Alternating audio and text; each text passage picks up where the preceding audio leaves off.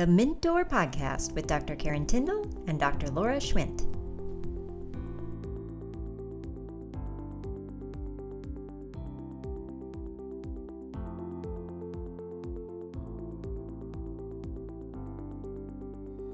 Are you tired of the burnout cycle? It's time to serve sustainably without sacrificing your well-being. The Mint Doors Elite Performance Coaching can help you cultivate a holistic approach to your well-being, enhance your leadership and self-mastery skills, and optimize your life for successful personal and professional fulfillment.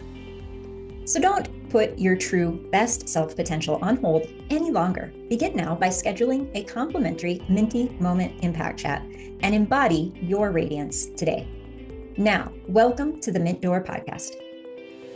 Are you ready to lead? Not just manage, not just succeed, but truly lead with fire, authenticity, and purpose. So many ambitious women feel the pull towards massive impact, yet they wrestle with the exhausting tightrope walk between high achievement and burnout, often feeling like they have to choose. But what if there's a different way? What if unlocking your fullest potential, leading from your soul, is deeply connected to foundational well-being that you may be overlooking?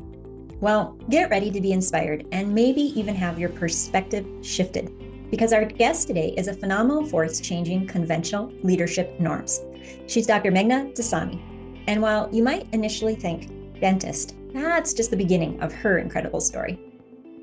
Dr. Dassani is a trailblazer in dental sleep medicine, a dedicated sleep apnea coach, and a sought-after high-performance mentor. As the visionary founder of Lead with Soul, she's on a mission, empowering ambitious women to step boldly into their brilliance, lead authentically, and achieve peak performance without sacrificing themselves or playing small. She uniquely understands the intricate link between physical vitality, yes, even how you breathe at night, and your capacity to lead powerfully and purposely during the day. Prepare to rethink energy, resilience, and what truly means to lead within. Welcome to the Mint Door Podcast. Well, welcome listeners to another edition of the Mint Door Podcast. And today we have Dr. Meghna Dassani with us, and we couldn't be happier. Meghna, thanks so much for being with us today. Oh, what an honor. Thank you for having me. So welcome. Yeah. So we're super excited. So we're just going to dive straight in with a question that's been burning on Laura and my lips. There are so many ambitious women who feel trapped in this zone between leading authentically and burning out.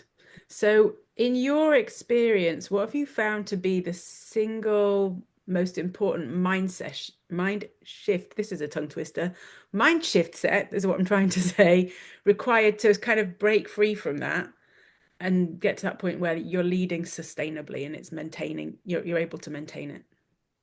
Yeah, it all goes back to, and most of us have experienced this in some way, shape, or form as we grow up. It goes back to what I call being a good girl, right? We're taught growing up to fit within a mold, to fit within the boxes, to not ruffle any feathers, no matter what the language around it is used. Don't get too big for your boots. And we're taught to play it safe. We're taught to stay small, to confine ourselves. And women are made to lead differently. No shade to the men in my life. I have some amazing men as role models, coaches. My husband, my dad, just amazing human beings. But women lead differently. We also do a lot of other things. And one of our superpowers is multitasking, although I don't really believe in multitasking, but because I think it takes away from what we're doing. And a lot of that leadership struggle comes from that. We try to not take up space. We try to play it small. And, anytime you do something that goes against your grain, it starts to eat away at you. And you try to, it actually expends more energy than less, right? Have you noticed when you're trying to not go out 100%, you're actually spending more energy holding yourself in, and you're trying to be a good mom and a good wife and a good daughter and a good leader and a good whatever it is that you do in your life while trying to fit in a box. And then one day everything just goes boom, right? You implode, you burn out. And it's because you're not allowing yourself to live to that, your full potential, your full capacity. You don't allow yourself to reach that limitless potential that we all have within us. What it looks like for me is most definitely going to be different than what it looks like for Karen or for Laura or for my daughters, who we were talking earlier, I headed off to spread their wings. And I think that is where a lot of the burnout happens because women try so hard to fit into these molds and to keep ourselves small when we don't need to. There is enough room for each of us at the top. Mhm. And if we can just reach down and help the others up, there's plenty of space.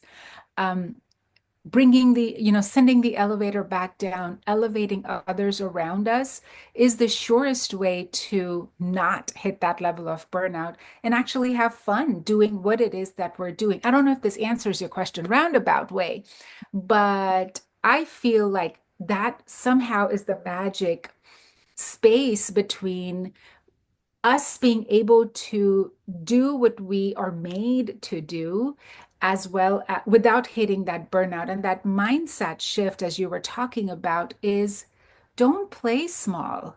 We're Mm. not, as long as you're not hurting or harming anybody else, live to your full potential, be the leader. I mean, and a lot of women, when we talk about this, a lot of women go, well, I'm not a leader. I don't lead teams. No, we all are. We're leaders in our families. We're leaders in our community.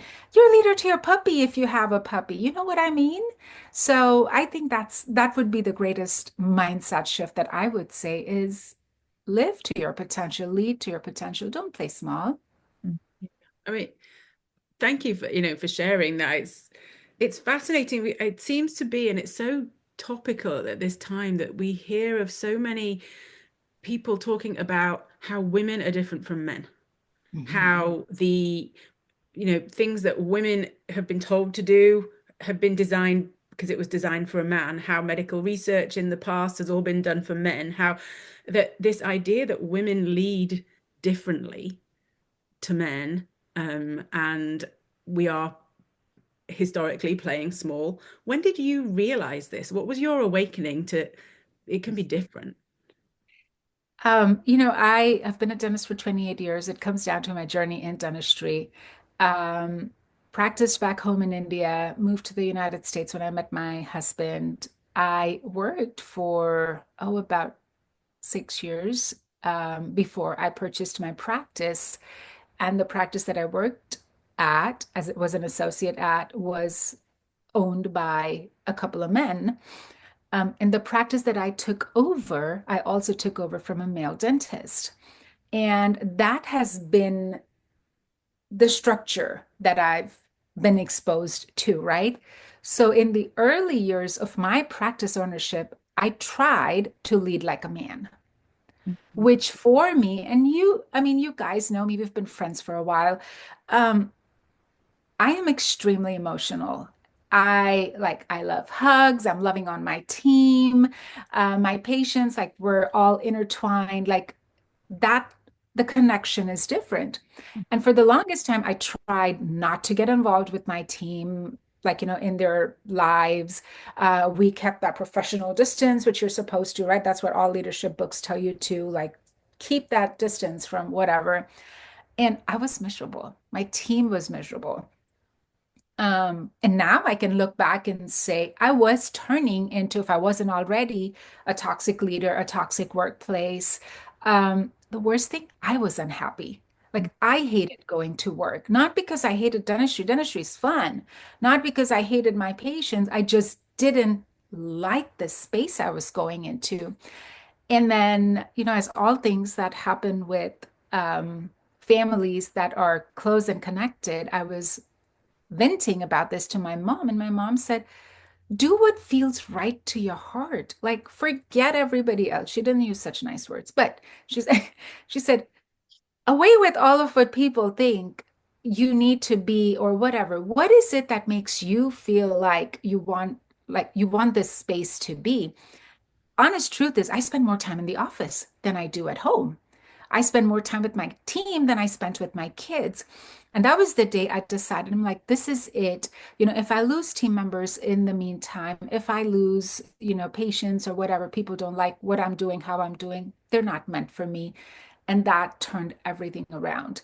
My team became and still is my family. I am closely intertwined in their lives.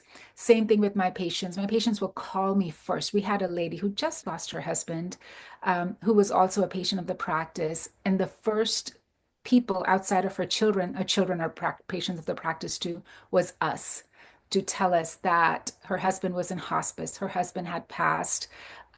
She had my cell phone number. I said, call me if you need me in the middle of the night. I'm 3 minutes away from you. I will come, which I wouldn't have done all those years ago. And for me, that was the defining moment. And, now I see all those posts about people going, oh, I hate Mondays. I hate going to work. And I'm like, it's Monday, let's go, because I get to see my team. They're some of my favorite people in the world.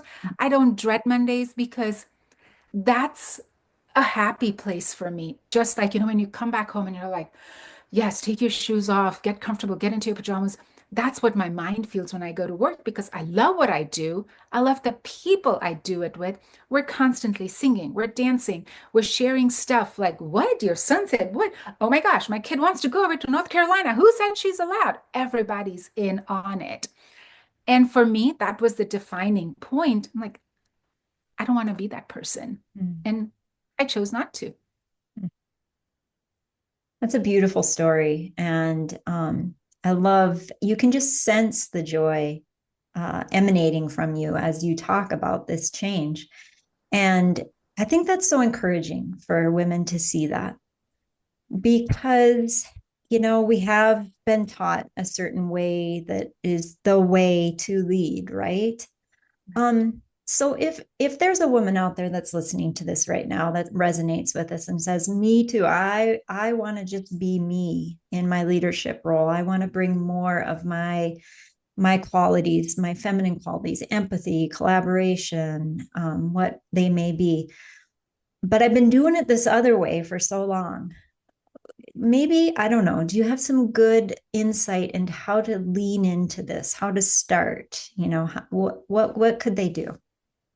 The first thing to do would be to recognize that and tell yourself, it's okay. I hear this. I hear you because this has been our narrative for all these years. We have been taught that this is what it is. We have been told that this is the way, and that's okay. Be kind to yourself. Talk to yourself the way you would to me if I were telling you this, right? You wouldn't beat me up. You'd be like, no, it's all right. Give yourself time. Talk to yourself that way. The second thing is imposter syndrome is very real. I still struggle with it at times. I mean, you guys know this. Anybody that's in my life knows this. I am a dentist, first and foremost. Secondly, in addition to being a mom and all that fun stuff, but secondly, I'm a sleep dentist. That's been my identity for anybody that knows me. There's a personal story behind that too. So when I decided to move into this direction of, leadership for women, how we lead differently, how to lean into it. Oh, trust me, there were nights when I stayed up, sat up, cried to my husband, who is going to want to listen to me? Who am I to say this to people? What was the other thing I said? Am I too old to be doing this? I just turned 50 last year. And he looks at me, he's like, do you need boba? Like, let's go get you a drink. Let's go get you a beverage. Let's go get you a tea. But we all struggle with it. Imposter syndrome is very real. And also change. Change is scary, but change also means that there is growth happening, right? Our brain is designed to keep us safe. I say this when it comes to sleep apnea, but I also say this when it comes to change and growth. And when we're veering away from something that's unknown, that on one level, I know it's growth, it's me growing, it's me helping women that I work with or I don't work with. Who knows what lives I'm going to impact or not. But my brain goes, why on earth do you want to step away from sleep apnea and picking up your handpiece in dentistry? And that imposter syndrome, the voice, I still have the two on my shoulders. The one going, go for it. And they're going, who on earth do you think you are? So imposter syndrome is very, very real. And it's okay. It's okay. find your tribe, find your community around you that believes in you, that supports you, and that also sees your vision. Mm. We should truly be surrounding ourselves with people that are growing and that want to see us grow and reach our full potential. And find those people, because on days that you are in darkness, they are your light. On days that you don't believe in yourself, they are the ones that are gonna, my team will do that. They'll kick me in the butt and say, get up and do it. Like, quit being a baby. Yeah. They're the ones that are going to push you out of that comfort zone. Mhm. So it's okay. It really is. But it's not okay to stay stuck. Mm. Sit in it for 2 minutes, 5 minutes, but get up, get out of it because we got bigger things to do. Mm. Oh, we've got bigger things to do, right? Oh, Do. so many golden nuggets there that I love in just admitting the imposter syndrome, and then it doesn't go away. It's just like one of those little things that stays with you. But then the catalyst to that is community. Yes. And I think that what you said is so important there, because the self-compassion to yourself, but also then telling your dream to somebody else, Yes. like Yes. getting it out, somebody that you trust, somebody that is there to support you and be your cheerleader, and like the community, the people you surround yourself with. You had this conversation, what was it, a few weeks ago when we chatted? It was just a catch-up call. And I mentioned this to you. I believe in the power of mentors and mentorship. I've, as long as I can remember, I've always had, call it what you would, a coach, a mentor, a guide, whatever name we want to give them. Mhm. A lot of times they have been my light out of the darkness as helping me unearth my potential. I mean, whoever thought I would stand on stages and talk to people about sleep apnea, give TED Talks, Oxford Talks. Like, I did that because we lost a family member. And the same thing comes full circle with this too. So finding not just your tribe around you, but the mentor is also key. Mm-hmm. Yeah. I think that's so good. And I'm not sure where I read this, but there was something about the three people. I think it was like a martial arts book or something. Three people that you want around you. You want the master, Mhm. who's guiding you and teaching you. You want somebody that's at your level that you can practice with, and then you Yes. want somebody that's behind you that you can reach your hand out and help them get to where you are. Yes.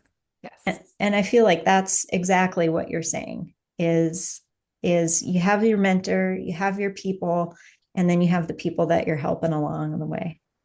Absolutely. You got to give back, right? You Mm-hmm. got to send that elevator back down. And the doctors that I coach for sleep apnea and such, I tell them, it's like, whatever you're learning with me, go back and teach it to your team because that's going to reinforce, that's going Mm-hmm. to cement those concepts into your brain. The exact same thing. Be it me dealing with imposter syndrome or anything else that I'm trying to integrate into my life and my space, if I can just hold the hand to somebody else that I could help pull up with me and me saying these things, it's going to reiterate, re-cement that into my brain as well. So absolutely, I could not agree more. Mm-hmm.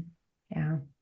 Well, and the other piece of it, I think, is, not just in the learning piece of it, but how often when you're talking to somebody else that you're helping along, is it something that you need help with too?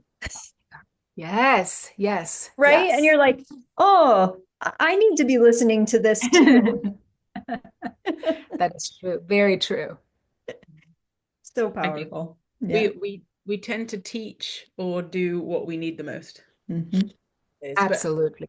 I love that analogy of holding a hand out to those people to bring them up. So we're going to hold a hand out now to somebody who is listening. And the person who is listening knows that right now she's playing it too small, that she could be more. So could you share, Meghna, maybe one concrete action step that she could take after listening to this podcast to start that process off of reclaiming her space and that she can start leading with more of that authentic power that you've described? The first step I would say is become aware, self-awareness, right? I say anything that we're trying to achieve or do in the world starts with self-leadership. You cannot be a leader to somebody else unless you're a leader to yourself. So start with that self-leadership, and it could be one tiny act of discipline.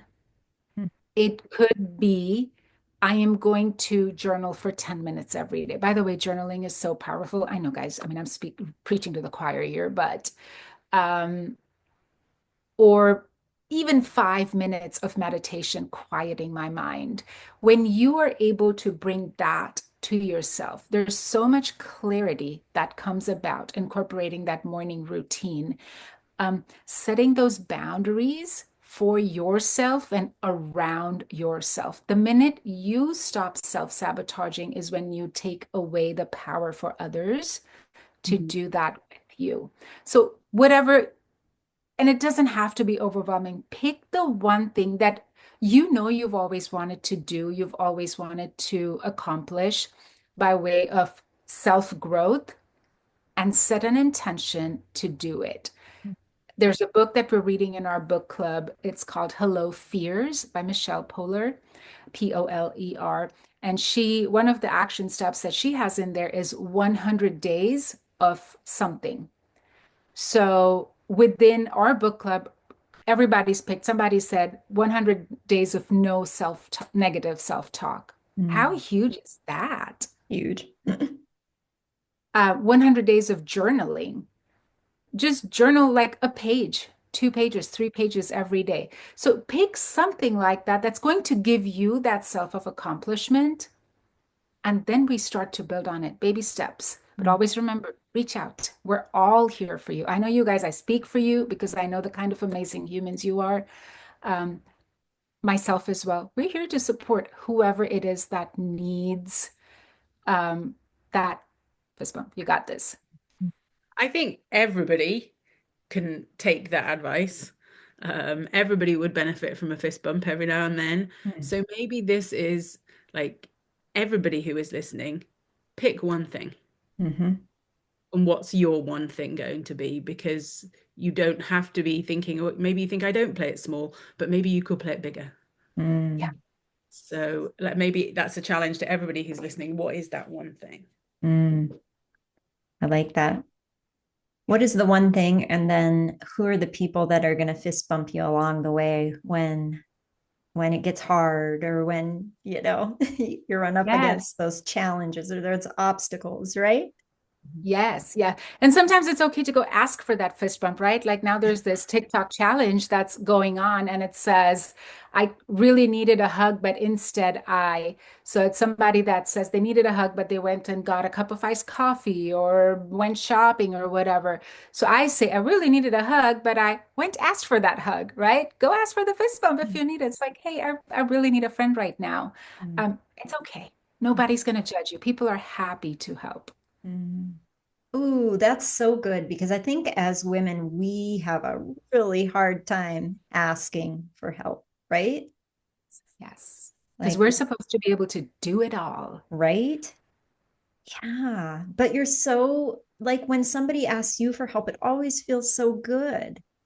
And so, It's like bringing, you're the woman, you're the girl, you can do it all. And it's a joke in my office because when people would offer to help me, male patients opening the door, Doc, can I grab this from your car? I'm a strong, independent woman. My patients still say this to me, like it's a joke now, but yes, but it's okay to ask for help, and it's okay to accept it for sure. So good. That's fun that you bring that up, because I had a patient one day that I was talking about doing it all with, a female patient, and just how that I just really had a hard time with that statement that I can do it all. And she's like, you can do it all, just not all at the same time and not all by yourself. Yes. And I was just like, Yes. yeah. So good advice. Well, You have a sign behind you that says Lead with Soul. Yes. And you have a website, lead-with-soul.com. Can you tell us a little bit about the origin of Lead with Soul and what Lead with Soul is? It's a fairly new endeavor, for lack of a better word. It started with, as I coach doctors on sleep apnea, as we've mentioned, I find that a lot of the challenges these doctors have come up against, and as I speak, and I speak on not just dental stages, this has seemed to be the recurring theme about women leaders, women entrepreneurs. Believe it or not, women in healthcare are actually some of the worst. We're the worst at this, in owning our power, in actually leading with audacity. And it got me thinking. And that is when I decided, I said, I think I need to be a voice for this. I think I need to stand up, put my hand up and say, used to be there, still am there sometimes, but it's okay that we as women lead differently. But it's time for us to reclaim that power. It's time for us to build our legacies. It's time for us to give back. And we can lead authentically and with audacity and not have to apologize for it. There's a lot of A's in there. Did you notice that? Authentically, audacity, and not apologize for it. But that's where this was born. It started as a small Facebook group. I started talking to friends about it, and um, it's a free Facebook group. And then my friend said, "Oh, we should talk about this." So I have a podcast, a YouTube channel. It's not a podcast, a YouTube channel that I share my thoughts on this. And it's interesting to see how it evolves. It's maybe 3 weeks old. We have over 700 followers already on it. And I talk about everything. I think my last post was about the coconut cold probiotic yogurt. As a woman leader, gut health is important to me, I guess. But it's very organic. It flows with whatever's happening in my life because I know everybody's life is as chaotic as mine. And that's where it is. That's awesome. And I watched the coconut probiotic video. Your YouTube channel is phenomenal. Really good videos on there. Lots of great information, and very authentic. I think it's very authentic, which is refreshing. So make sure, and we'll have the link in our notes below, and it'll flash on the screen here if you're watching this on YouTube, but check out Dr. Dassani's YouTube channel and her website. You also have something that you offer on your website, a daily leadership planner. Tell us a little bit about that. That sounds intriguing. Like I said, I am huge on journaling. So, what can you focus on the daily as a leader, as a woman leader, helping you prioritize? Because sometimes we have 60 million things in our brain in addition to what's happening at home, right? My kid needs to get to dance and to tennis and Kumon and all of that.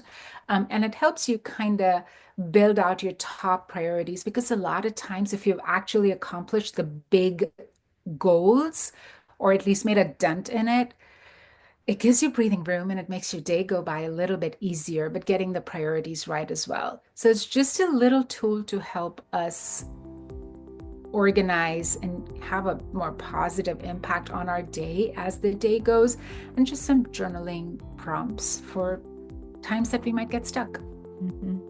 That's awesome. I love that. I love the daily piece of it. Again, you focus on that doing something 100 days daily, and how that builds that confidence, that leadership muscle, that authentic piece of you. Yes. So we'll definitely have the links so that you can check that out. This is phenomenal. I can't tell you how much I love what you're doing and the fact that you're speaking to women and in really helping them to elevate and step into their power. I mean, gosh, the world would be so wonderful if all of us as women did that, right? Absolutely. Well, thank you so much for giving me the opportunity to share this message on your platform. You guys are women I look up to. You know this. I'm not shy about that fact. So it means a lot for you to have me on here, both of you. Fantastic. Any last words of wisdom for our listeners today before we let you go? If you are a woman leader that is listening to this, it's time to stop playing small. Own your power, and it's time for us, you and I and all of us, to lead authentically and with audacity, without apologizing. So remember the A's. Fantastic. That's a great message. Great mic drop, boom, way to end the podcast. Listeners, we hope you found some encouragement, and we're excited to hear your one thing. So leave us a message in the comments what your one thing is. And check out Dr. Dassani's website and YouTube channel. We'll have those links below too. Thanks once again, Dr. Dassani. We appreciate you spending the day with us. Thank you very much. All right. We'll see you guys on the next episode of the Mentor Podcast. Bye. Bye. Thanks for listening, and subscribe for more holistic performance content.